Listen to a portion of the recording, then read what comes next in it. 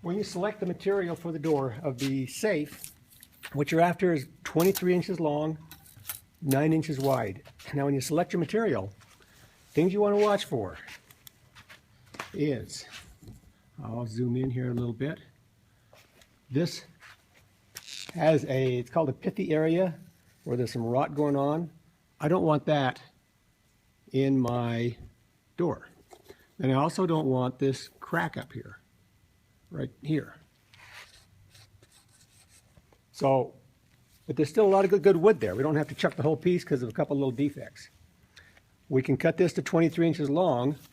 We can joint the edge and we can get a 2.5 inch piece, cut the crack out of there, and then get about a 3 inch piece. And we can even possibly get the little piece off this edge here.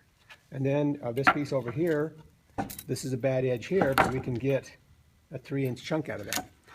All those pieces combined will give us our 9 inches. We only need 8.5, but 9 inches is the rough cut dimension. So what you're going to do is come over. Okay, now to make the cut, we just come and turn on the machine right here. Push the start button. Final piece of work into here. Make sure that end with the crack is on this end, so you want to cut the crack off of there. And then the cut. Piece out. Slide it over. Next piece. In.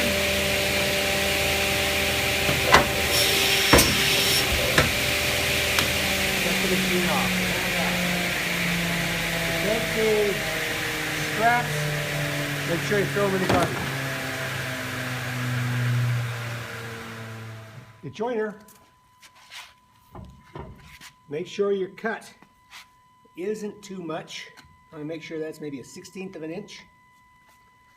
Turn it on, I release the lever, hit the start button, I make my cut, I hold my hand here against it, the wood slides past this hand, and as soon as I can, I bring the hand over to this side and finish the cut.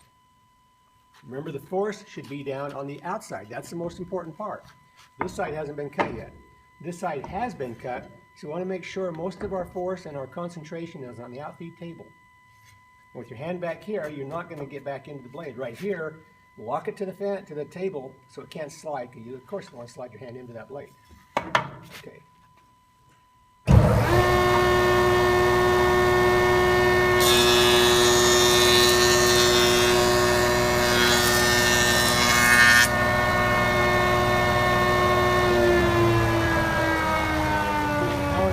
This cut, even though my hand may be coming across the blade,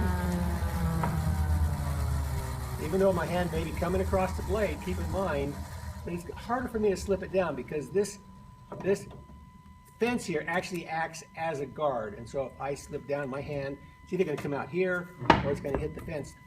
Less chance of my going into the blade with the top hand. But as opposed to this smaller piece, whenever a piece is not higher than the fence, this fence can't act as a guard, you want to use a push stick. And you're going to use the push stick to hold it down and against the fence. Because again, the fence can't stop you, it can't protect you from going into the blade. So you've got to have something up there higher.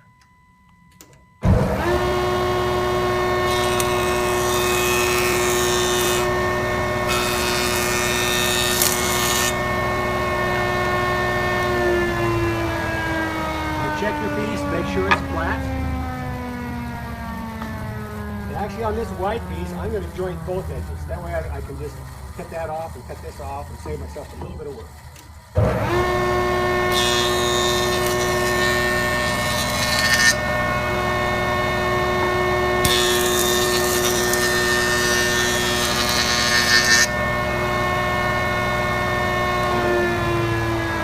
Check your edge before you finish, make sure it's clean and smooth all the way and make sure it's straight.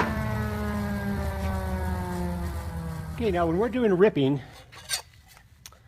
where our potential for skinny pieces makes it so tight that the normal guard won't work, we always need a guard. We're going to use this modified guard right here, it's a thing that'll keep you from inadvertently not thinking, reaching, and getting your hand on the back side of the blade. We're just going to put that in like so, and that'll make it so on the skinny pieces we can get the push stick in there and make clearance. At the same time, we're protected back on this side of the blade. Now, what I want to do is put in, want to make these cuts, make the best use of our material. So, first thing you do is drop the blade down to where it belongs, about a 1/4 inch, 1/8 inch to 1/4 inch above the material. I measure, if you don't have a tape measure, we've got these little bench rulers right here laying around. I'm going to measure that, and that says that's measured 2 5/8. So I'm going to set this fence over here at 2 5/8. I'll make that cut. Now that cut will give me a nice clean strip right here that I'll be able to use.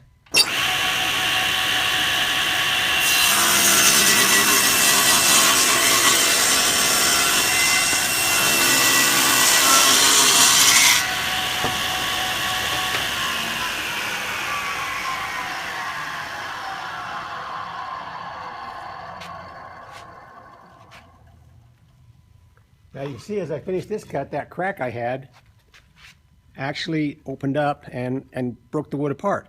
Now if I take and put this edge against the fence, I have a gap right there. And you don't want that. So to use this edge again, I need to go back to the joiner and get rid of this part right here. You have to take it piece by piece. And this one right here says, yeah, joint that off of there because this edge is no longer flat. All right, I've jointed this edge off. It's now clean, flat, straight. Now I'm going to measure this again. And this is measuring at, to that pithy part right there, it measures 3 inches. So I'm going to set this fence at 3 inches and make that cut.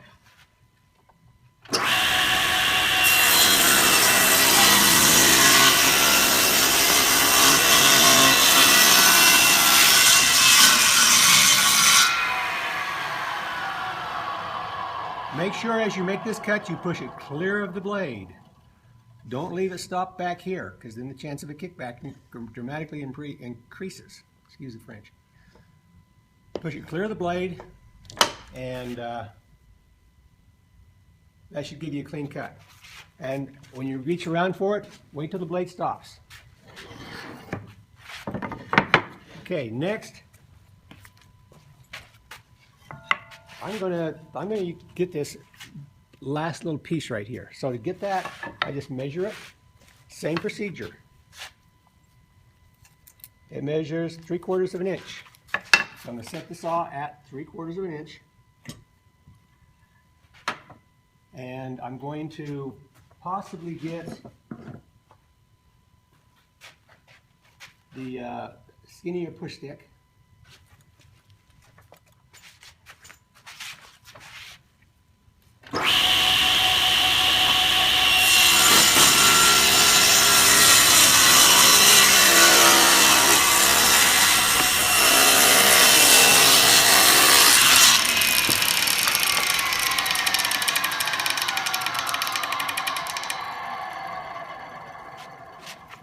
Now, the reason for this particular guard here is people have a tendency to want to grab these scraps, and this guard stops you from wanting to grab that scrap, keeps your hand away from there.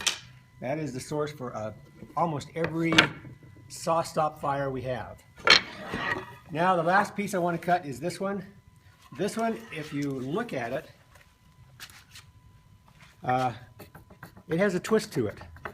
And the twist isn't a good thing, but because of the type of thing we're gluing together right now, we can minimize that twist by cutting this into 2 strips. Now we're going to get 3 inches of usable. I'm going to set the saw at 1.5 inches.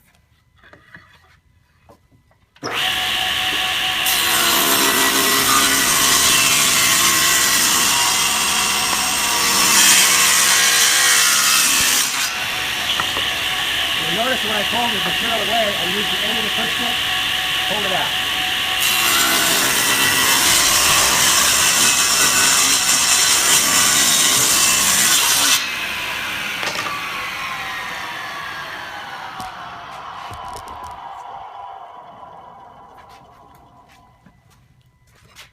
Okay, now what I've got is all these pieces, put them together, check the measurement. You should have at least 9 inches. Now let's see if I can get by without that piece. That piece puts me right at 8.5, which is pretty iffy, so I'm going to use that piece. Now, if you start looking at this material, you find that the color and the texture, things like that just are kind of, you know, a little bit different. This right here is a little whiter piece than this piece as far as color goes. The beauty of Wormy Maple is you can mix it up and it's a miracle. It'll forgive you if things aren't just right. So I'm going to kind of shake this up a little bit and mix the pieces around. And I'm going to put the skinny piece more in the middle. Thing is, by doing that, now if I want to break this up even more, I can rip these two big pieces here in half and shuffle it up even more, which was what I think I'll do, because it's going to give me a more uniform irregularity. That's hard to forget that. But I am going to cut these in half, and then I'm going to glue them all together into one happy family. I've mixed them all up. Now when I grab them, hold them up like that, I can see that I've got a real nice fit on all of those. Good tight joints, no gaps. That's what you're after. Now we're going to go glue it up. Now when we glue it up, in our selection of clamps, we have a variety of different types of clamps here. You want to make sure you get, for the bottom, get 2 of the same kinds of clamps. That way you know your sides are going to be parallel. You're not going to clamp a twist into your door, because you want that to be flat. And you want to make sure that the area is cleared up. Take your pieces like you have them laid out, set them in here, back off these ends here. And you have people that are, they tighten them up clear to the end of these screws right here, and when they tighten them up that tight, then they can't cinch the wood up. They can't figure why. They put all the force in the world on it, and they can't figure why they're not clamping up properly. So we've got that in there. The joints are good. I'm going to bring this end up a little bit here, a little bit. Then I'm going to get the glue. And then it's a simple matter of rotating these up on their edge. I'm not going to rotate that one up because I don't need to put glue on that one. About 1/8 of an inch bead of glue is all we're after on this.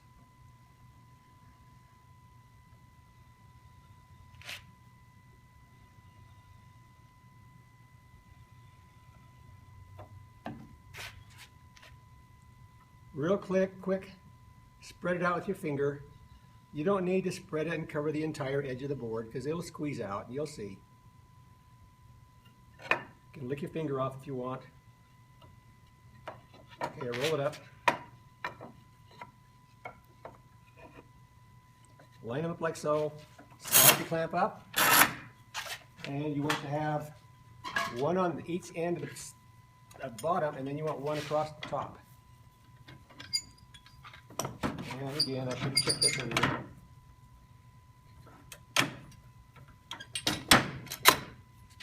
Okay, now just kind of work your way back and forth. If you get on one clamp real hard, too fast, the wood just starts sliding all over the place.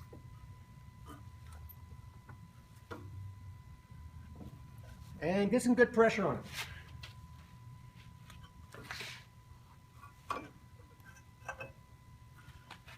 When you look at your piece, you should have a little bit of squeeze out on just about every, come in a little closer.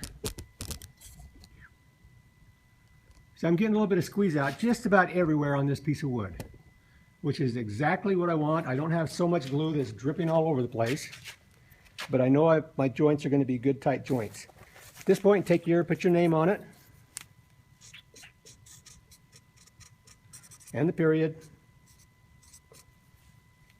And wouldn't hurt to put it on the end or on the edges too, just so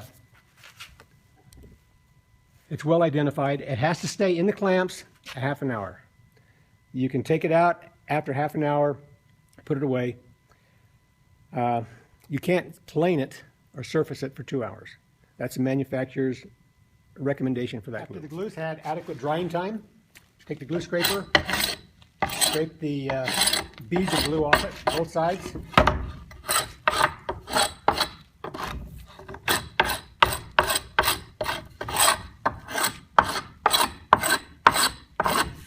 You don't have to be overly picky, just rub your hand. If you feel any bumps of glue, get them off. You don't have to get every little ounce of glue off of there. It doesn't come out of that much. The planer does most of the work. You've got that. Now let's go to the planer. At the planer, you want to measure how thick your material is. It measures about 0.92, which is the decimal equivalent of about 15/16 of an inch. So we're going to cut the doors down. We want to take that down to 3/4 of an inch. And on the planer here, we've got this scale. On the safe, it says start out at 0.92. Then you turn it over, go to 0.86, turn it over, 0.80, turn it over, 0.75. So by the time you're done, both sides should be smooth and you should be at 3/4 of an inch thick. So I'm going to turn on the dust collector and do it.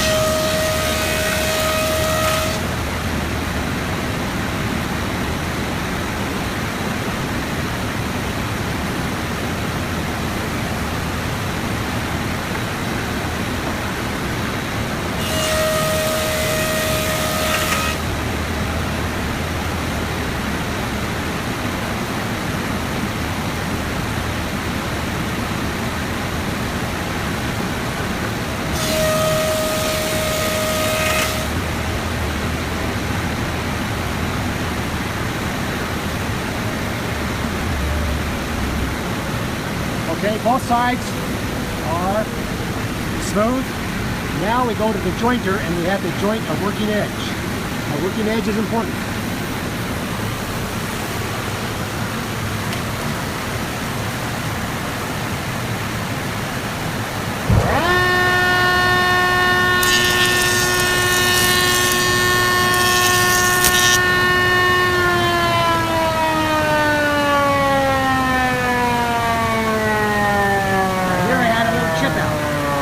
Turn around and send it the other way to get rid of that.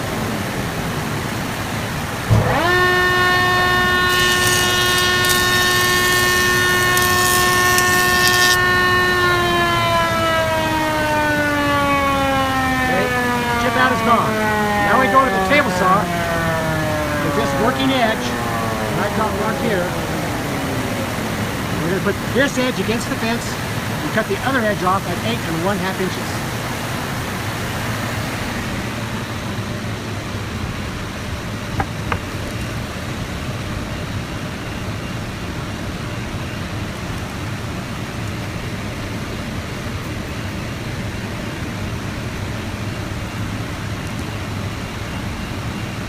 That's 8 1/2 inches, right between 8 and 9. Make sure the blade is set to the proper height.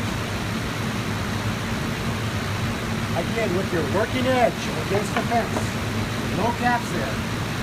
You have the push stick ready, make the cut.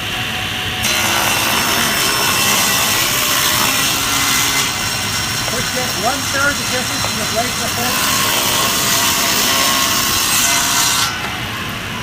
Cut. Push it all the way through. Do not worry about this strap. It's not going to go anywhere.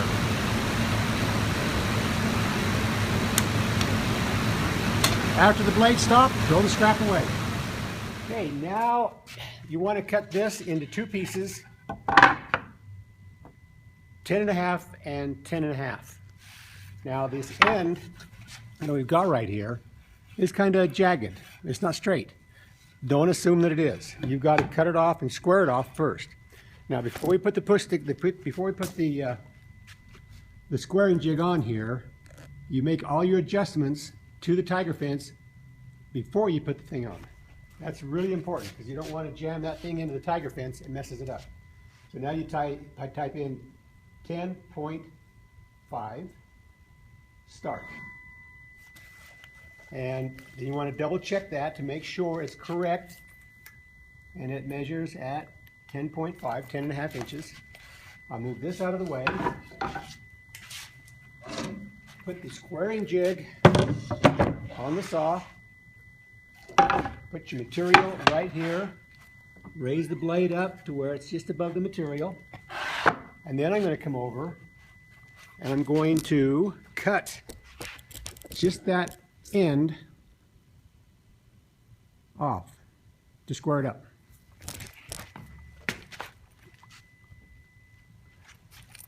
So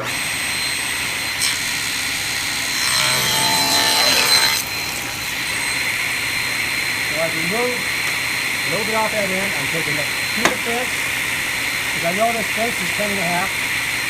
Make the next cut.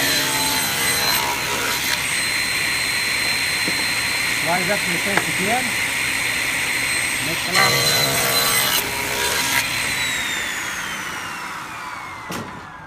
cut. So we now have two pieces here. One is for the door, one is for the back of the box, the back of the safe.